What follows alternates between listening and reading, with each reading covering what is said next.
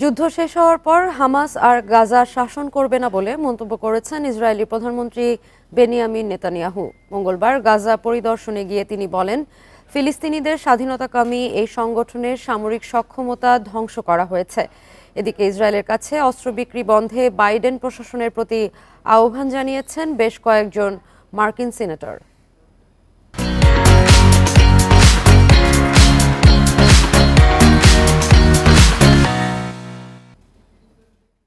ফিলিস্তিনের অবরুদ্ধ গাজা পরিদর্শন করেছেন ইসরায়েলি প্রধানমন্ত্রী বেনিয়ামিন নেতানিয়াহু।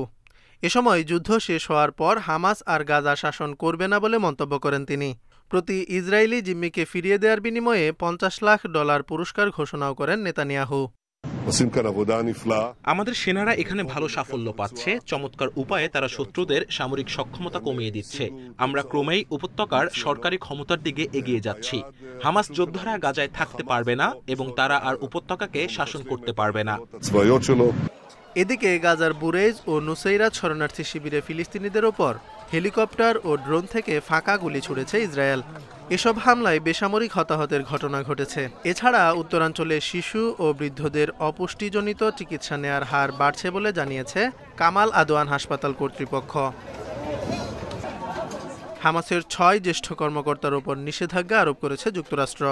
হামাস পরিচালনায় তহবিল সংগ্রহ এবং গাজায় অস্ত্র চোরাচালানে সহায়তার অভিযোগে এই পদক্ষেপ নিয়েছে মার্কিন ট্রেজারি বিভাগ। এক বিবৃতিতে যুক্তরাষ্ট্রের পদক্ষেপের নিন্দা জানিয়েছে হামাস কর্তৃপক্ষ।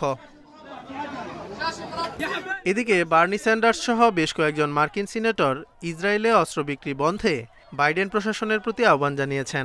গাজার নৃশংসতায় যুক্তরাষ্ট্র মূল ভূমিকা পালন করছে বলে অভিযোগ তাদের। কাতারে হামাসের কোনো শীর্ষ নেতা অবস্থান করছে না বলে নিশ্চিত করেছে দেশটির পররাষ্ট্র মন্ত্রণালয়। তবে দোহায় গোষ্ঠীটির রাজনৈতিক কার্যালয় চালু আছে বলে জানানো হয়। যুদ্ধবিরতি প্রক্রিয়ার অংশ হিসেবে কার্যালয়টি চালু করা হয়েছিল। Zobayer Hossain, independent news.